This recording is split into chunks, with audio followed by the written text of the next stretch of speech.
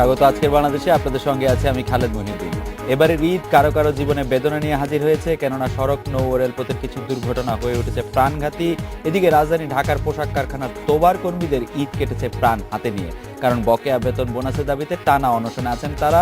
যাত্রী নিরাপত্তা আর শ্রমিকের স্বার্থ তদারকের ঘাটতি অনেকের কাছেই পরিষ্কার। এসব নিয়ে আজকের আলোচনা, ঘটনা, দুর্ঘটনা। কথা বলতে স্টুডিওতে আছেন নৌ পরিবহন মন্ত্রী শাহজাহান খান, জাতীয় গণফ্রন্টের সমন্বয়ক প্রবীণ বাম নেতা টিপু বিশ্বাস এবং পরিবেশ, নগর বিশেষজ্ঞ এবং নাগরিক অধিকার আন্দোলনের কর্মী ইকবাল হাবিব। স্বাগত আপনাদের। কেন শাহজাহান খান, অ্যাপারেন্টলি আজকে আপনি প্রায় 4-5 ঘন্টা আমরা আপনাকে ফলো করছিলাম, আমাদের সকল রিপোর্টার এবং সাংবাদিকরা ছিলেন। আপনি 4-5 ঘন্টা বেশ কয়েক দফা আসলে আপনি বৈঠক করেছেন বিজেএমএর সাথে, শ্রমিক কর্তৃপক্ষের সাথে 3 দফা বৈঠক হয়েছে। আপনি ছিলেন, বাণিজ্য মন্ত্রী ছিলেন, শ্রম প্রতিমন্ত্রী ছিলেন, এবং আপনারা একটা প্রস্তাব দিলেন এবং সিদ্ধান্ত দিলেন যে বুধবারের মধ্যে বেতন ভাতা পরিশোধ করা হবে। তারপরেও তারা সেই প্রস্তাব ঘৃণাভরে প্রত্যাখ্যান করলেন এবং তারা বললেন যে না, এত কিছু বুঝি না, এই মুহূর্তে তাদের এটা বুঝিয়ে দিতে হবে। আমার যেটা আন্ডারস্ট্যান্ডিং সেটা হচ্ছে যে শ্রমিকরা আপনাদেরকে বিশ্বাস করে না। এই যে বিশ্বাস এবং আস্থাহীনতার জায়গাটা, এটাতে আপনি কিভাবে দেখেন? আপনাকে ধন্যবাদ।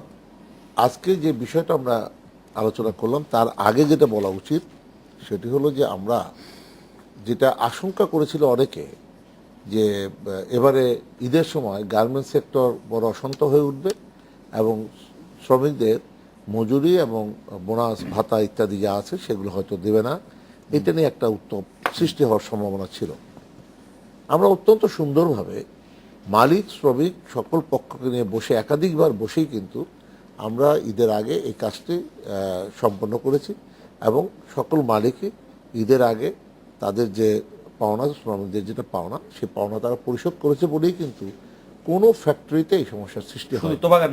একমাত্র তোবাটাকে এ হলো তাজরিন, যে গার্মেন্টস ফ্যাক্টরিতে অগ্নিকাণ্ডের ফলে 115 জন শ্রমিক নিহত হয়েছিল, তার যে মালিক দেলোয়ার হোসেন, তাকে গ্রেপ্তার করা হয় এবং সে এখন হাজতে আছে এবং কয়েক মাস যাব সে হাজতে আছে। হাজতে থাকা অবস্থায় স্বাভাবিকভাবে তার যে ব্যাংকের যে লেনদেন সেইটা তারা করতে পারছে না এবং তার প্রচুর টাকা ব্যাংকের কাছে দেনা থাকার কারণে টাকাও ব্যাংক তাদেরকে দিচ্ছে না। এখন মালিক যদি জেলখানায় থাকে তাহলে পরে এই টাকাটা দেওয়ার কোনো সুযোগ তারা পাচ্ছে না বলে ঈদের আগে এই টাকাটা দেয়নি। তো ঈদের আগে থেকেই আমরা এই বিষয়টা কয়েক দফা আলোচনা করেছিলাম, তখন এটা নিষ্পন্ন করা আমাদের পক্ষে সম্ভব হয়নি, কারণ একদিকে ঈদ, একদিকে নানা সমস্যা ছিল। জুন মাস থেকে কর্মবিরতিতে আছে। জুন মাস থেকে কর্মবিরতিতে বলতে পারেন যে কিছুদিন কাজ করেছিল তারা, হ্যাঁ, জুন মাস থেকে তারা বেতন পাচ্ছে না। এখন প্রশ্ন হলো যে তাদের দাবিটা কি? দাবিটা হলো মে, জুন, জুলাই 3 মাসের বেতন। তাহলে 3 মাসের মধ্যে জুলাই মাসের এখনো কিন্তু পেমেন্ট করার যে তারিখ সেটা কিন্তু 10 তারিখ, 7 থেকে 10 আমরা ধরে নিতে পারি 10 তারিখ। তাহলে এই যে নির্ধারিত সময় এখন পর্যন্ত কিন্তু জুলাই মাসের জন্য আসেনি। তাহলে মে এবং জুন এই 2 মাসে তাদের বেতন পাওনা আছে। আমরা যেটা করেছি যে ঠিক আছে, তা এখন তো মালিক তো জেলখানায়, আমরা বিজিএমই এর সঙ্গে, আপনি যেটা বলেছেন যথার্থই বলেছেন, আমরা বিজিএমই এর নেতৃবৃন্দের সঙ্গে একাধিকবার বৈঠক করেছি এবং টাকাটা কিভাবে আসবে তারা এটা নিজেরাই অ্যারেঞ্জমেন্ট করেছে, লোন বিভিন্নভাবে লোন টোন দিয়ে টিয়ে আমরা যে সিদ্ধান্তটা দিয়েছি সেটি হলো যে 2 মাসের বেতন, অর্থাৎ মে এবং জুন মাসের বেতন পরিশোধ করবে আগামী 6 তারিখ সকাল 10টায় বিজিএমএ থেকে এই টাকাটা পরিশোধ করা হবে। এখন 6 তারিখ কেন? আপনি যে কালকের থেকে বলবেন এই যে টাকাটা, এই টাকা তো মালিকের টাকা এখনো দেয়নি, এইটা নানাভাবে লোন টোন করে এনে এই টাকাটার ব্যবস্থা বিজিএমএ তার একটা সমঝোতার ভিত্তিতে এটা করেছে। তার জন্য এটা অর্গানাইজ করার একটা সময় তো তাকে দিতে হবে। সেই জন্য তারা বলেছে যে আমাদের 1-2 কোটি টাকা, মানে 1 কোটি টাকাও না, কিন্তু 2,25,00,000 টাকার মতো। তাহলে আপনি কালকে কিন্তু এই মালিকদের কাছ থেকে আপনি এতগুলো টাকা একসঙ্গে, কারণ এইটা একদিকে দেখেন মালিক সমিতি যেটা বিজিএমএ, সেই টাকাটা কিন্তু তাদের ফান্ড থেকে দিতে পারছে না, কারণ তাদের এমন কোনো বিধিবিধান নাই। সুতরাং আমি আপনাকে এইটা গেল একদিক। তাহলে 2 মাসের মজুরি তারা পেয়ে যাচ্ছে। আর জুলাই মাসের যেটা 10 তারিখের মধ্যে আমরা যেটা শুনেছি সেটা হলো যে মালিকের বেইল হয়ে গেছে, হয়তো উনি 5-6 তারিখের দিকে বেরোবেন, বেরোলে পরে উনি সেই তার প্রতিনিধির মাধ্যমে বলেছেন যে 10 তারিখের মধ্যে উনি জুলাই মাসের বেতনটা দেবেন। তোবা আরেকটা- গার্মেন্টসের মালিকের কি বেল হয়ে গিয়েছে? আমি শুনেছি, আর এটা আমি জানি না, আমরা তাদের প্রতিনিধিরা বলেছে যে তার নাকি বেল হয়েছে। আপনি কি এটা খোঁজ নিয়েছিলেন কোনো যে উনার আসলে সত্যি জামিন হয়েছে কিনা? আমি খোঁজ নিয়ে যেরকম জেনেছি জামিনের একটা অর্ডার হয়েছে এবং সেইটা ওই একজন জাজ সাহেব দুজনের বিচারপতি ছিলেন, একজন বাইরে থাকার কারণে ওইটা স্বাক্ষর না হয় উনি এখন পর্যন্ত বেরোতে পারছেন না, হয়তো ওইটা 5 তারিখে স্বাক্ষর হবে, 6 তারিখে উনি বেরোবেন। আচ্ছা, এরপরে তৃতীয় নম্বর যেটা ভাতা এবং অন্যান্য যে সকল পাওনাদি আছে এইটাও ওনারা বলেছেন যে এটা ওনারা যত শীঘ্রই তারা এটা পরিশোধ করবে। এখন প্রশ্নটা হলো যে যারা আন্দোলন করছেন আমি তাদেরকে অবশ্যই সাধুবাদ জানাই, কারণ শ্রমিকরা না খেয়ে থাকবে, তাদের ঈদ করতে পারেনি, এই যে ব্যথা বেদনা এটা কিন্তু আমরা উপলব্ধি করি। শ্রমিক রাজনীতি করার কারণেই যে এটা উপলব্ধি করি তা নয়, মানুষ হিসেবে একজন মানুষ হিসাবে কিন্তু আমরা এটা উপলব্ধি করি। কিন্তু করণীয় তো কিছু ছিল না, কিন্তু আমরা যেটা করে দিলাম, আমাদের সঙ্গে যারা বসেছিলেন শ্রমিক নেতৃবৃন্দ, ওই চারটি শ্রমিক ইন্ডাস্ট্রির 4টি সংগঠনের নেতারা কিন্তু ওখানে ছিল, একজন ওখানে ছিলেন না। তাদের যেটা করছেন তারা, সেটা এখন আমরা বলেছি যে ঠিক আছে, এটা এইভাবে আমরা সিদ্ধান্ত দিলাম, যারা বেতন নেবেন তারা নেবেন, যারা যদি কেউ না নেন তাহলে তো কিছু করার নাই।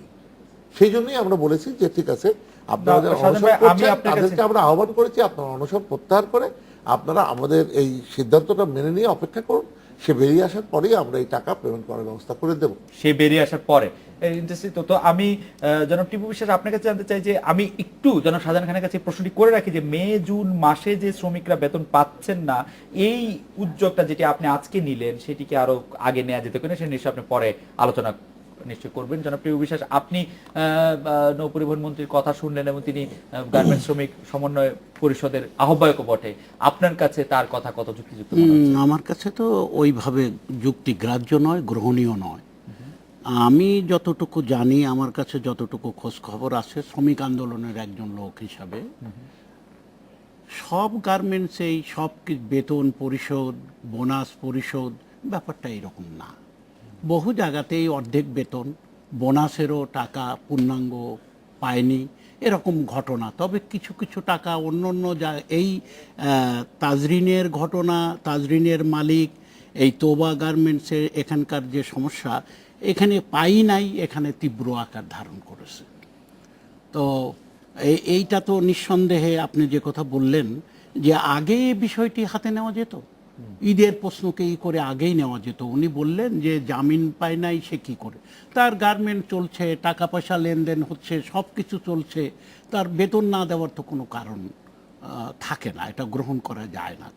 মানে সকল কার্যক্রমই চলছে, শুধু বেতনের শ্রমিকের বেতনটা। সাধারণ ভাই, এইটিও নিশ্চয়ই আপনি পরে একসময় আলোচনা করবেন। আমি একটু জনাব ইকবাল হাবিব আপনার কাছে জানতে চাইবো যে এই যে বিষয়টা এর মধ্যে থাকছে সেটা নিয়ে আপনার মূল্যায়ন কি?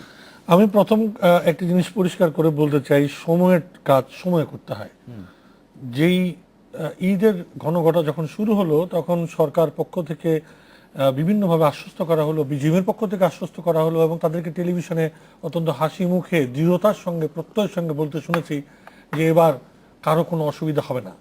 কিন্তু একই সময়ে আমাদের সাংবাদিক বন্ধুরা কিন্তু দেখাচ্ছিল বারবার যে তোবা গার্মেন্টসের ঘটনাটা ঘটতে যাচ্ছে। তারা বারবার বলছিল, আমরা গত 2 মাসে বারংবার তার শাশুড়ি অর্থাৎ দেলোয়ার সাহেবের শাশুড়ি, যিনি বর্তমানে এটি পরিচালনার কার্যক্রমে যারা যাতায়াত করেন, তিনি বারবার কথা দিয়ে কথা রাখেননি। 3 বার ডেট দিয়েছেন, 3 বার ফেল করেছেন। আমি একটু শুনছিলাম মাননীয় মন্ত্রী বলছিলেন, এক কথা বলার আগে আপনি প্রশ্ন করেছিলেন যে এটার মানে কি এই যে আপনার প্রতি আস্থা নাই বা বিশ্বাস করে না। কি কারণে বিশ্বাস করবে, কি কারণে আস্থা রাখবে মাননীয় মন্ত্রী? যদি আপনি এতটুকু খেয়াল না করেন, আজকে এরা অনশনে আছে এবং অনশন থেকে অনশনের একটা পর্যায়ে যাওয়া পর্যন্ত সরকার এবং বিজেপি টনক নড়ল না। এটা যেন অনেকটা ওই হামাসের ঘটনা, গাজার ঘটনার মতো, সারা বিশ্ব চুপ করে থাকলো, হঠাৎ করে কেরি সাহেব এবং ওমর সাহেবের নজর সারি, এর তো অনেক ক্ষয়ক্ষতি হচ্ছে, কারণ একটা ইসরায়েলি সৈন্য ধরা খেয়ে গেছে। এই মানসিকতা নিয়ে তো জনগণের রাজনীতি করা যায় না। কিন্তু এক্ষেত্রে সরকার কি করতে পারে? আমি প্রথমত মনে করি সরকার, যারা যখন বিজেপি ঘোষণা করেছিল ঈদের আগে, আপনাদের মিডিয়াগুলিতে দেখাচ্ছে, সালাম মুর্শিদি সাহেব বলছেন যে এবার কোনো অসুবিধা হবে না, আমরা প্রস্তুতি নিয়েছি। এই প্রস্তুতি নিয়েছে এবং সেটা কার্যকর করছে কিনা এটা মনিটরিং এর দায়িত্ব সরকারের টাকা দেওয়ার দায়িত্ব না। কিন্তু যারা প্রতিশ্রুতি দিচ্ছে, প্রতিশ্রুতি প্রতিপালনে ব্যর্থ হচ্ছে, এই জায়গায় কিন্তু সরকারের বিরাট কার্যকর ভূমিকা নেওয়ার সুযোগ রয়েছে। এবং ঈদের আগে অনেক নিউজের মাঝে এই নিউজটি কিন্তু অনেকগুলি মিডিয়াতে, শুধুমাত্র যে ইন্ডিপেন্ডেন্ট অথবা সময় টেলিভিশনে, অনেকগুলি মিডিয়াতে বারবার পপ আপ করছিল যে তোবা গার্মেন্টসের এই ঘটনাটি ভয়াবহ অবস্থায় চলে যাচ্ছে। মনে রাখতে হবে, ঈদের পরে এখন যখন অনশনে তারা মৃত্যুর মুখে অলমোস্ট পতিত, একের পর এক হসপিটালাইজ হচ্ছে, তখনও তাদের 3 দিন পরে না 5 দিন পরে এই ধরনের আলাপ আলোচনা করা মানে তাদের সাথে হাস্যম্পদ ব্যবহার করা। আমি এই জায়গাটা একটুখানি শেষ করবো। এই জায়গায় ব্যাংকিং এর যারা বলছি আমরা, যদি বুধবারে দেওয়া যায় তবে আজকেও দেওয়া সম্ভব। আর পাশাপাশি আমার কাছে মনে হয় একটুখানি, এটা কি কোইন্সিডেন্স কিনা আপনাদের খেয়াল রাখা দরকার, মাননীয় মন্ত্রীর মুখ থেকে শুনছিলেন যে আগামী পরশুদিন তাকে জামিন দেওয়া হবে, পরশুদিনই আবার তার পরের দিনই তার টাকা দেওয়ার ব্যবস্থা করা হবে। কোনোভাবে কি এটা সম্পর্ক রয়েছে, আমাদের ভেবে দেখা দরকার। আমি এই ব্যাপারগুলি মাননীয় মন্ত্রী আপনার দৃষ্টি আকর্ষণ করছি। আমরা একটা বিরতি নেব, বিরতির পর ফিরে এসে আমি আজকে দেখছিলাম যে 71 টেলিভিশনে যারা মুজাহিদুল ইসলাম সেলিম বলছেন যে যদি আমরা মেনে নেই যে এতগুলি লোকের ঈদ এবং অন্যান্য কষ্টের কারণে তারা অকারণেই তাদের টাকাগুলি পাচ্ছে না, তাহলে প্রধানমন্ত্রী ত্রাণ ভান্ডার থেকেও কোনো রকম কোনো টাকা দেওয়ার ব্যবস্থা করা যেত কিনা, সরকার আরো গুরুত্ব দিয়ে বিষয়টি বিবেচনা করতে পারতো কিনা ঈদের আগে পরে, এই বিষয়টি আপনি একটু যদি দেখেন। আমরা একটা বিরতি নিয়ে ফিরছি আপনার কাছে।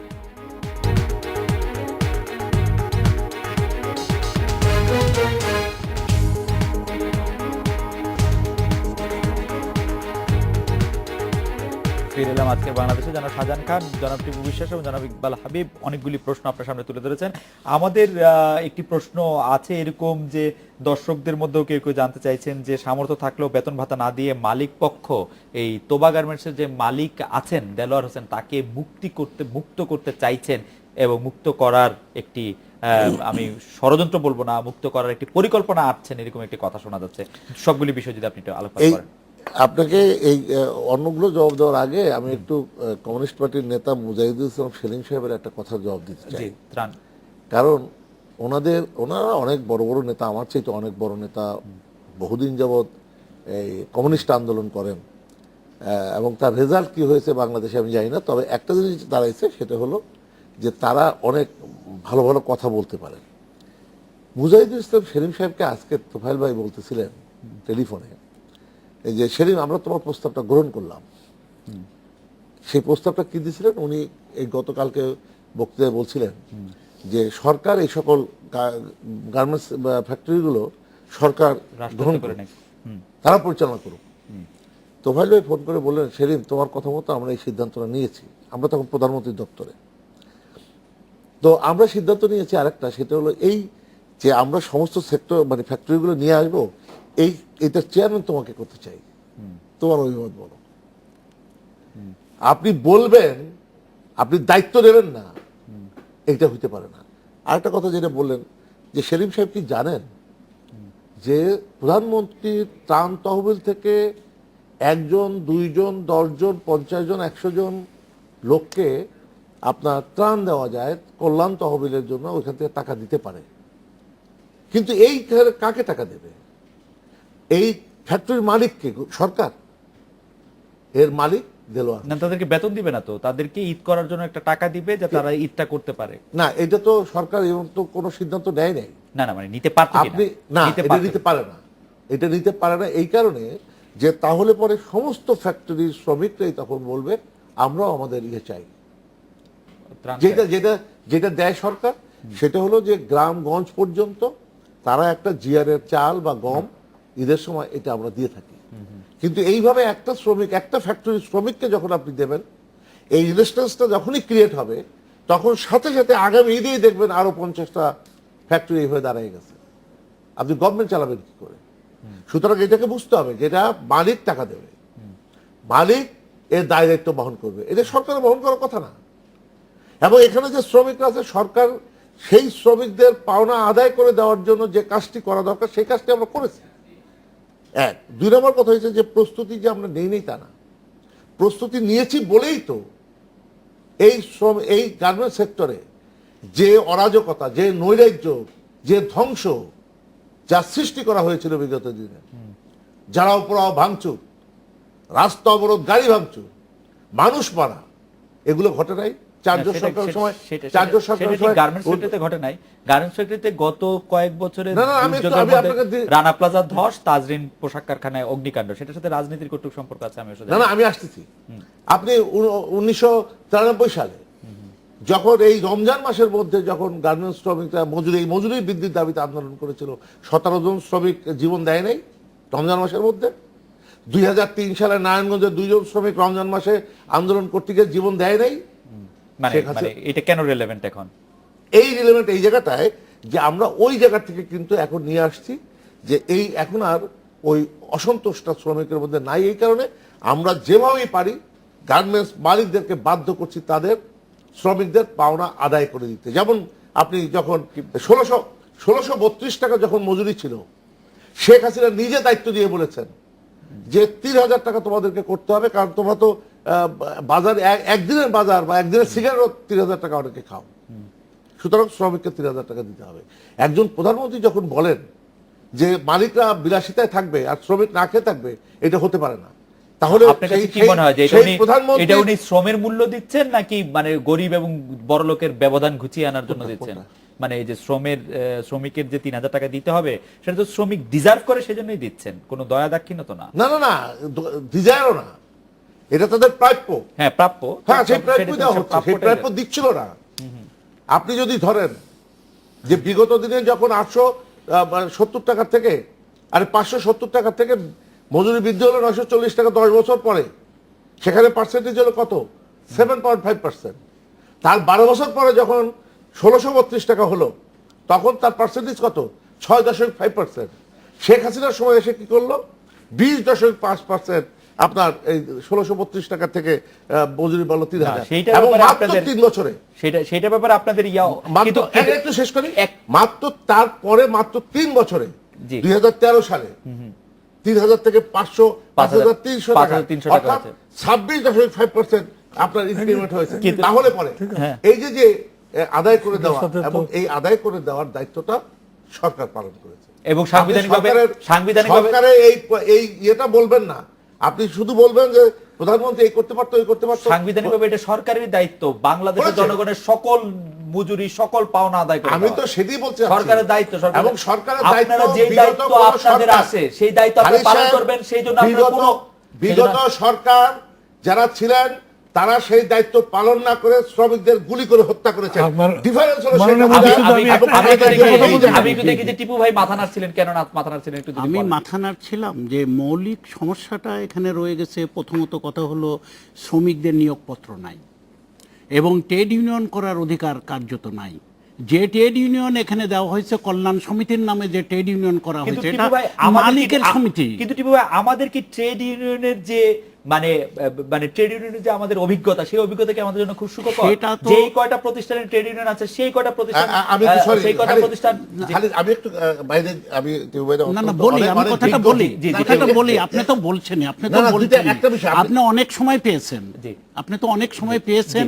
কথা হলো ট্রেড ইউনিয়ন অধিকার আমাকে দিতে হবে, এবং ট্রেড ইউনিয়ন কি করে করতে হয় তার শিক্ষাও দিতে হবে।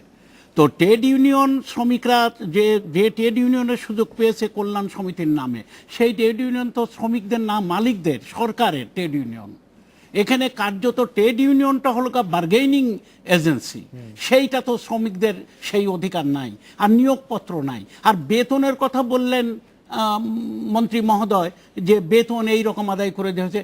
এই শ্রমিকরা যা কাজ করে 18,000 টাকা বেতন যদি দেওয়া হয় প্রতি মাসে, তবু শ্রমিকদের ন্যায্য মজুরি হয় না। আপনি একজন শিক্ষককে কত টাকা বেতন দিতে চান? প্রাথমিক শিক্ষককে আপনি সরকারি কর্মচারীকে কত টাকা দিতে চান?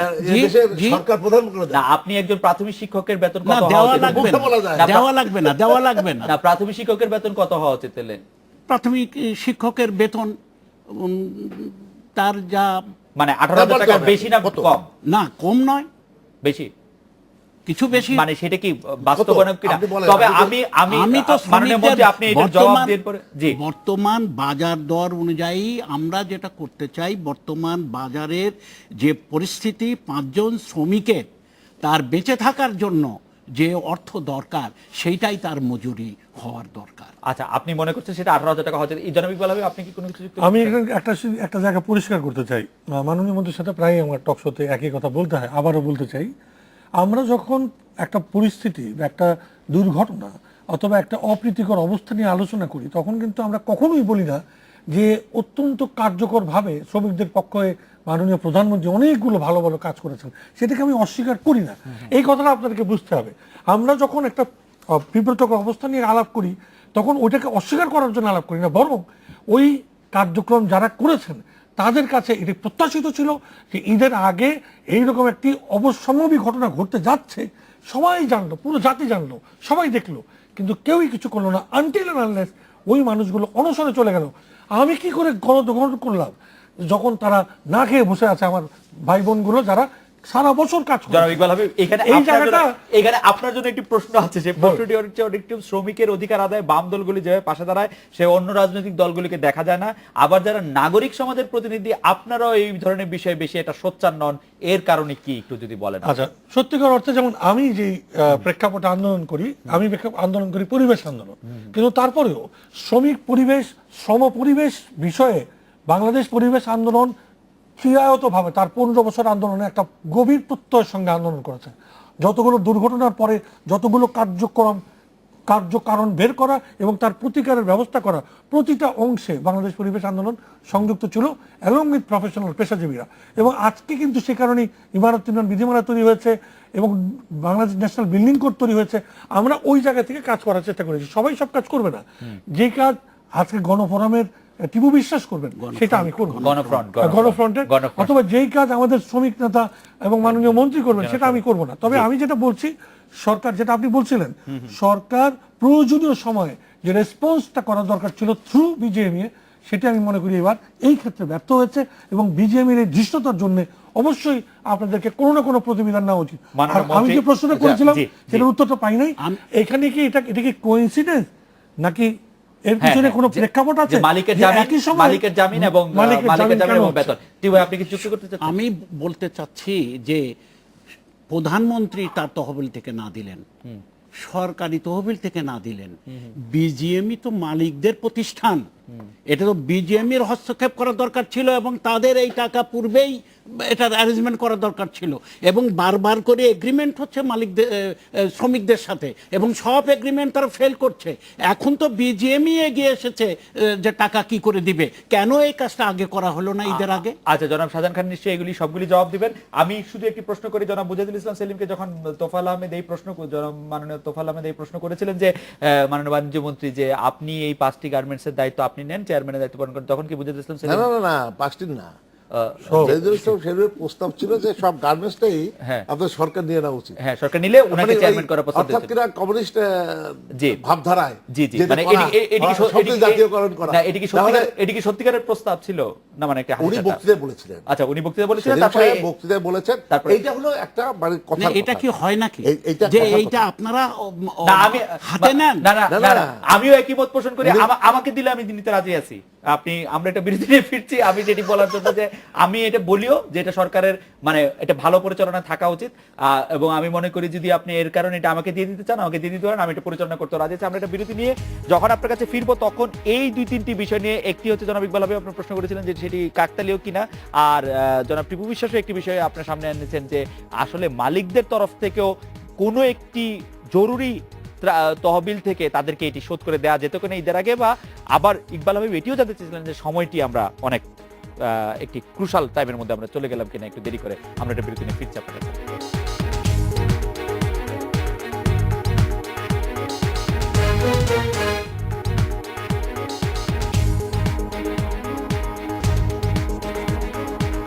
ফিরে এলাম আজকে বাংলাদেশে। জনাব শাহজাহান খান, বিরতির আগে অনেকগুলি প্রশ্ন আপনার কাছে জমা গিয়েছিল, আপনি নিশ্চয়ই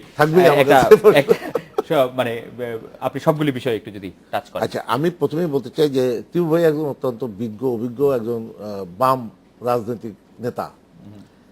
তিনি ট্রেড ইউনিয়ন সম্পর্কে যে ধারণা দিলেন এটা আসলে তার একটা অস্পষ্ট ধারণা। কারণ উনি যেটা বলছেন, ট্রেড ইউনিয়ন করার ক্ষেত্রে যে প্রতিবন্ধকতাটা, যে সীমাবদ্ধতা ছিল, সেটা হলো 2006 সালে যে আইনটা করা হয়েছিল শ্রম আইন, সেই আইনে এই বিষয় 176 মানে অনুচ্ছেদ থেকে শুরু করে তার প্রায় 5-7টা অনুচ্ছেদ পর্যন্ত যে বিধান ওখানে একটা জায়গায় ছিল, সেটা হলো যে মালিকের অনুমতি নিয়ে ইয়ে করতে হবে। আমরা সেই সমস্ত কিছু বাদ দিয়ে 2012-13 সালে আমরা যে আইন সংশোধন করলাম, সেই আইনে কিন্তু এখন আর ট্রেড ইউনিয়ন করার কোনো বাধ্যবাধকতা, মানে অর্থাৎ মালিকের অনুমোদন নেওয়ার কোনো রকম না, কোনো প্রয়োজন নাই। এবং ট্রেড ইউনিয়ন এখন হচ্ছে, অনেক ট্রেড ইউনিয়ন হয়ে গেছে, প্রায় কয়েকশো, মানে হাজারের উপরে প্রায় এখন ট্রেড ইউনিয়ন আছে। কিন্তু প্রশ্নটা হলো, আরেকটা কথা উনি বলেছেন, কল্যাণ সমিতি। কল্যাণ সমিতি কোন ক্ষেত্রে? এটা কিন্তু একটা সেপারেট আইন। সেটা হলো ইপিজেড, যে ইন্ডাস্ট্রি সেখানে আছে তাদের শ্রমিকদের জন্য একসময় কোনো এই কল্যাণ সমিতি তো আমরা করলাম কিছু, কিন্তু এর আগে কোনো সংগঠন করার অধিকার ছিল না। তারপরে এখানে এখন কল্যাণ সমিতি আইনটা করা হয়েছে, ওয়েলফেয়ার আপনার একটা অ্যাসোসিয়েশন, সেটা অর্থাৎ তাদেরকে অর্গানাইজ করার মতো একটা জায়গা করে দেওয়া হয়েছে। এইটাই আস্তে আস্তে ধীরে ধীরে আপনি যখন করবেন, হয়তো মালিকরা যখন এটা ওইখানে দেখেন, আমরা যে কল্যাণ সমিতি করলাম সেখানে কিন্তু মালিকরা এখন আর ডিসএগ্রি করতে পারে না, তারাও কিন্তু এখন এই ব্যাপারে একমত হচ্ছে।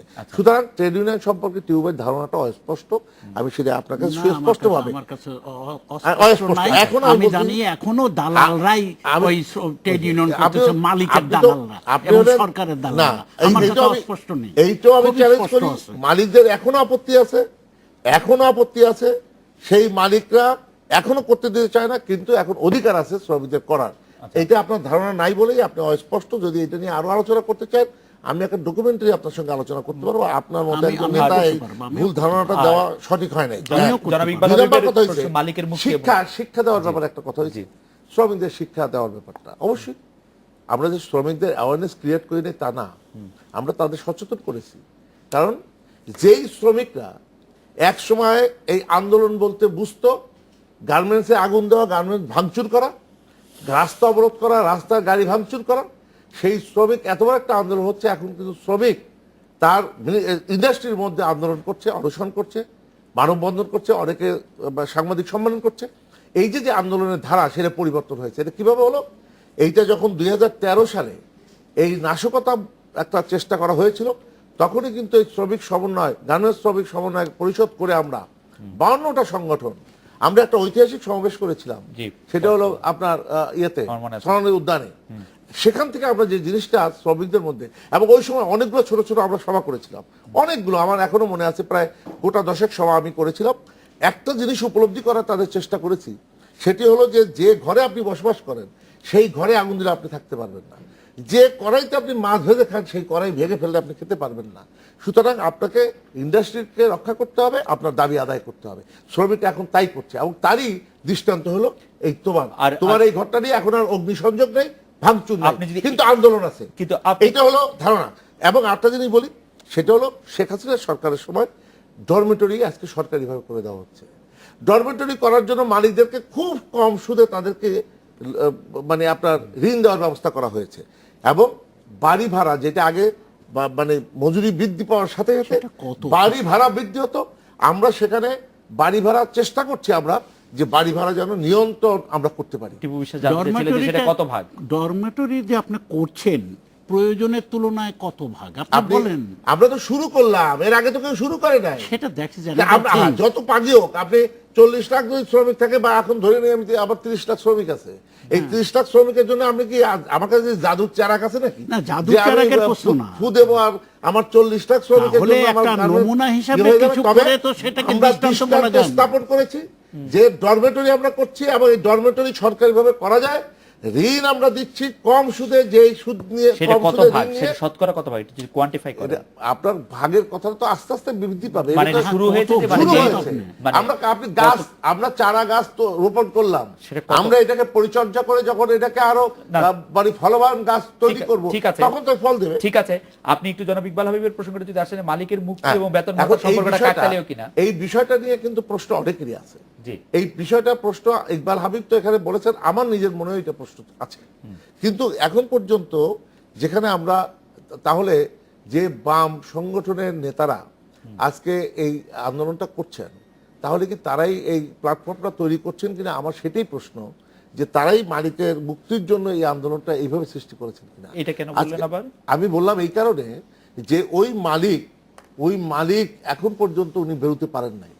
আমরা যে সিদ্ধান্তটা দিলাম, যে শ্রমিক না খেয়ে আছে, যে শ্রমিক ঈদ করতে পারে নাই, যে শ্রমিক বাড়ি ভাড়া দিতে পারছে না, তার দোকানের বকেয়া দিতে পারছে না, সেই শ্রমিকের হাতে অন্তত 2 মাসের টাকা যদি আপনি এখন এই মুহূর্তে পৌঁছে দেন, সেই শ্রমিক অন্তত স্বস্তির নিঃশ্বাসটা অন্তত ফেলতে পারবে।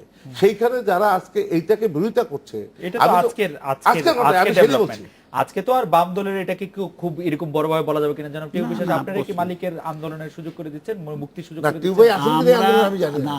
না, আমরা তো এই মনে হচ্ছে আন্দোলনের কিনা। সাথে আছি। জি, আন্দোলনের আমরাও সাথে তো এই আন্দোলনে আছি তো।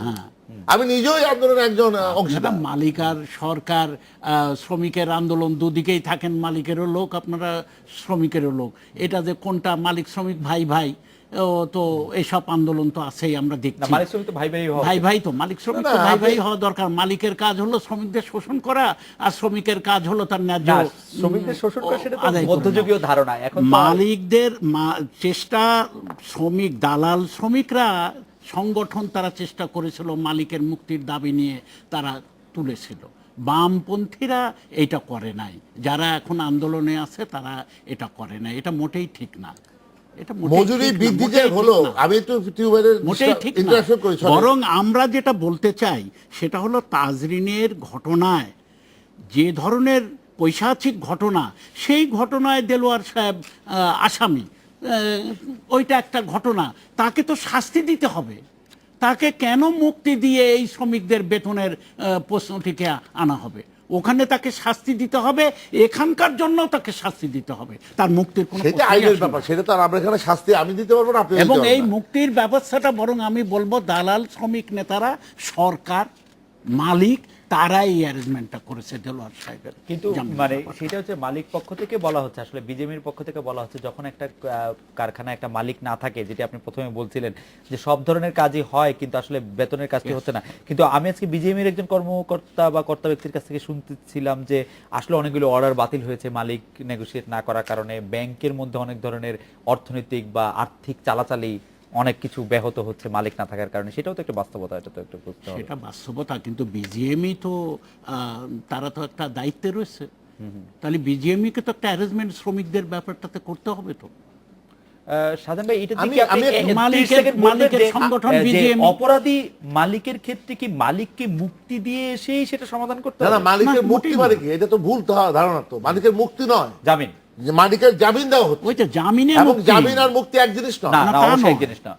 তাই না? তা ঠিক, সুতরাং জামিনে আমি মুক্তি। যেটা বলবো, আপনারা মুক্তি যে শব্দটা, তাকে জামিন দেওয়া হচ্ছে, অর্থাৎ সে জামিন পাওয়ার যোগ্য বলেই তো জামিন দিয়েছে আদালত। আমি তো আপনার ইয়ে করি নাই, তার পক্ষে সুপারিশ করি নাই, বা আমরা সরকার সুপারিশ করি নাই। আপনি রানা প্লাজার মালিকের হয় নাই, জামিন। জামিন হয়েছে না? তাহলে সেটা কে সুপারিশ করলো? সরকার করেছে, বর্ণকে করেছে, আদালতের বিধান অনুযায়ী হয়েছে। আমি শুধু টিমওয়েকে একটা কথা জিজ্ঞেস করি, দালাল শ্রমিকের অধিকার আদায়ের জন্য কার সঙ্গে আপনি কথা বলবেন? মালিকের সঙ্গে কথা বলবেন, প্রয়োজনে সরকারের সঙ্গে কথা বলবেন। যখন 1632 থেকে 3000 টাকা হলো, তখন কিন্তু আমরাই সেটা করেছিলাম। 3000 থেকে যখন 5300 টাকা হলো, তখন কোনো বাম নেতারা কিন্তু এই আন্দোলন ঠিক করে নাই। এই আন্দোলন আমি ব্যক্তিগতভাবে উদ্যোগ নিয়ে করেছি। আপনি বলেছিলেন সুতরাং 8000 টাকা, আমি বলি এই কারণে, 8000 টাকার কথা না না, সেটেল করেছেন আপনি 5000 টাকা। জীবনে কোনোদিন 100% আদায় করতে পারছেন কিনা টিউ ভাই? আপনার সঙ্গে গ্যারান্টি দিয়ে, চ্যালেঞ্জ দিয়ে আমি বলতে চাই, আপনি কোনোদিন বাম আন্দোলন নিয়ে কোনো ধরনের সুফল শ্রমিক বা জনগণকে দিতে পারেন নাই। কে বললো? এটা পারেন মোটেই নাই ঠিক বলেই না। আজকে মোটেই এত ঠিক বড় না। দেহ থেকে এখন সংকুচিত হতে হতে না, না, ছোট মোটেই হয়ে ঠিক আসছে। না না, ঠিক। দেহ থেকে সংকুচিত হয়ে ছোট হয়ে আসছে, ওই কারণ হচ্ছে কারণেই তো। যে- না না, তার চেয়ে- আমি আপনাকে আটটা তার দৃষ্টান্ত চেয়ে বড় কারণ হচ্ছে আমি আপনাদের একটা মতো বাম দৃষ্টান্ত নেতারা দেই। যে- আমি একটা দৃষ্টান্ত দেই। এরশাদ সাহেবের সময় যখন পরিবহন সেক্টরের শ্রমিকদের দুই বছরের সাজা আপনার 14 বছর হলো, তখন কিন্তু, এবং 7 বছর হলো, এই যে দুইটা সাজার বিধান করা হলো, তখন যে আন্দোলন আমরা করেছিলাম, তখন মঞ্জুর হাসান খান, উনি কমিউনিস্ট পার্টির সভাপতি, অত্যন্ত শ্রদ্ধেয় নেতা, আমি তাকে অনেক শ্রদ্ধা করি, সালাম করি। উনি তখন সেই আন্দোলনের সঙ্গে প্রথমে ছিলেন। আমরা এই আন্দোলনের ফলে রেজাল্ট কি পেলাম? 14 বছরটা 7 বছর হলো, আর 7 বছরটা 5 বছর হলো। এই জায়গাটা উনি দাঁড়িয়ে থাকলেন।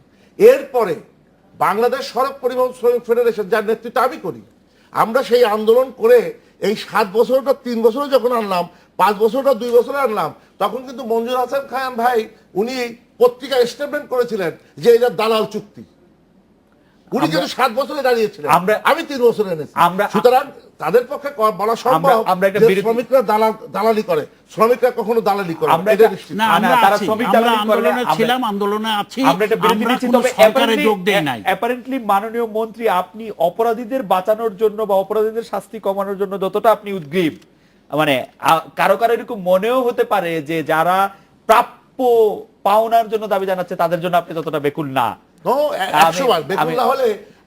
সেটা হচ্ছে যে কেউ বলছেন আপনি আপনার নিজের ঈদটা করে, ঈদটা শেষ করে, ঈদ সমাপ্ত করে তাদেরকে অনশনে রেখে সে কাজটা শেষ করেছেন। আমি তর্কের খাতিরে বলছি, এটা এরকম ভাবে ব্যাখ্যা করার কোনো সুযোগ আছে কিনা। আমরা একটা বিরতি নিচ্ছি, বিরতির পর ফিরে এসে টিপু ভাইকে শুনবো আবার।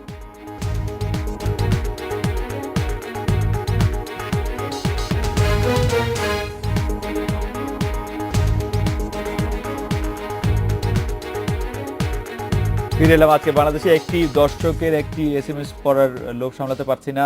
মানে মাননীয় মন্ত্রী বলছিলেন যে 44 লাখ শ্রমিকের জন্য চট করে বাসস্থান তৈরি করার মতো কোনো জাদুর চেরাগ আসলে সরকারের হাতে নেই। ইঞ্জিনিয়ার আনিস উনি বলছেন যে কোনো কোনো ক্ষেত্রে যে আমরা দেখি সম্পদ হাজার গুণ বাড়ছে, সেই ক্ষেত্রে জাদুর চেরাগ আসে কোত্থেকে। যাই হোক, সেটি একটি অন্য প্রসঙ্গ, বা দুর্নীতি দমন কমিশনের কাছে নিশ্চয়ই সেটি একটি তথ্য আছে। জনাব টিপু বিশ্বাস, আপনি মাননীয় মন্ত্রীর বক্তব্যের মাঝখানে কিছু কথা বলছিলেন, আরো আমি যেটা বলছিলাম যে এখন তো শ্রমিকদের দাবি যে আন্দোলন, সেটা হলো 1600 শ্রমিকের 3 মাসের পূর্ণ বেতন এবং ওভারটাইম বোনাস সবকিছু পরিশোধ করতে হবে, এবং তোবা গ্রুপের সচল করে এটা শ্রমিকদের নিয়মিত কর্মসংস্থান নিশ্চিত করতে হবে, খনি মালিক দেলোয়ারের জামিন বাতিল ও সর্বোচ্চ শাস্তি নিশ্চিত করতে হবে, তাজরিন গার্মেন্টসের নিহত আহত শ্রমিকদের চিকিৎসা ও ক্ষতিপূরণ প্রদান করতে হবে, আন্দোলনরত শ্রমিকদের শারীরিক মানসিক আর্থিক ক্ষয়ক্ষতির ক্ষতিপূরণ প্রদান করতে হবে।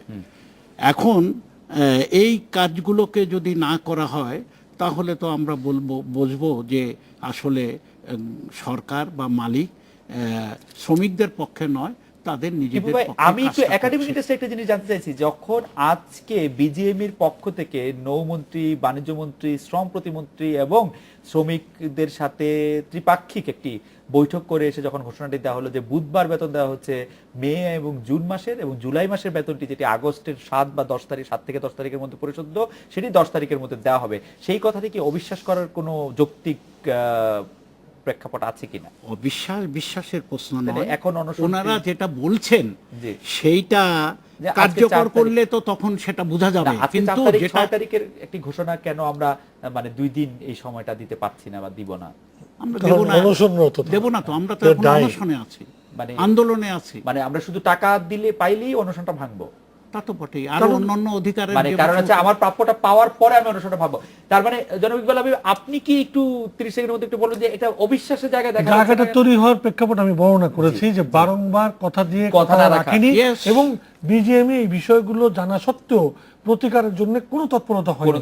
এবং আজকে তারা লোন টোন করে যেভাবে টাকা জোগাড় করছে, সেটি আরো 2 মাস আগে, যদি আগে এই 2 মাস ধরে করতো তাহলে এই অবিশ্বাসের জায়গা তৈরি হতো। এবং জনাব টিপু বিশ্বাস বলছেন যে একটি কারখানা সবকিছু চলছে, শুধু শ্রমিকদের বেতনটাই আটকে থাকছে। শুধু শ্রমিকদের বেতনই আটকে থাকছে। জনাব শাহজাহান খান, আপনি যদি শেষ করেন আমাদের। আসলে কিন্তু এই যে ওই ইন্ডাস্ট্রি চলছে তা না, ফ্যাক্টরি চলছে তা না, আপনি নিজেই জানেন। এই এটা কিন্তু ফ্যাক্টরি বন্ধ কিন্তু জুন মাস থেকে। তাহলে পরে কি ফ্যাক্টরি চলছে? চলে নাই। বিষয়টা মাননীয় মন্ত্রী এখানে মধ্যে তথ্যগত ভুল আছে। আমি লাস্ট রিপোর্টটা যখন পড়লাম, সাংবাদিকরা ওনার শাশুড়ির সাক্ষাৎকার নিলেন, শ্রমিকদের সাক্ষাৎকার নিলেন, ওরা বোধহয় সপ্তাহ দেড়েক আগে কাজ বন্ধ করেছে। এবং শাশুড়ির কথা হলো এই সপ্তাহ দেড়েক আগে কাজ বন্ধটা কেন করলো? তারা যদি কন্টিনিউ করতো তাহলে আমরা হয়তো দিতে পারতাম। মজার ব্যাপার হচ্ছে শ্রমিকরা বলছে এই 1.5 সপ্তাহ আগ পর্যন্ত আমরা 3 বার ডেট দেওয়ার পরে তারা বারবার বরখেলাপ করেছে এবং আমাদের যে কাজ করিয়ে নিয়েছে। আমাদের হাতে একদম 30 সেকেন্ড সময় আছে। এখন যেটা আমি যেটুকু জানি, আপনি জানেন যে জুনের আমার কাছেও কিন্তু এরকম জুন থেকেই মোটামুটি তারা কর্মবিরতি ছিল। জুনেও কিছুদিন বন্ধ গেছে। হ্যাঁ, তাহলে পরে দাবি আদায়ের জন্য বারবার তারা এই কাজ করেছে। স্বাভাবিক, শ্রমিকরা তো করবেই, শ্রমিকদের দাবি তাদের প্রাপ্য আদায় করবে না। আমি ব্যক্তিগত অবশ্যই তারা দাবি করবে। সুতরাং আমার কথা হলো যে এই জায়গাটায় আমরা মানে এই কাকতালীয়ভাবে যে কথাটা উনি বলছিলেন, এটা কিন্তু আপনার আমি বলেছি আগেই যে এর মধ্যে হয়তো অন্য কোনো খেলাও থাকতে পারে। আমার কাছে এই ধরনের কোনো সুনির্দিষ্ট কোনো প্রস্তাব মানে নাই, তথ্য নাই। তো আমি মনে করি যেটা সেটা হলো যে শ্রমিক ভাইদের এই প্রস্তাবটা মেনে নেওয়া উচিত।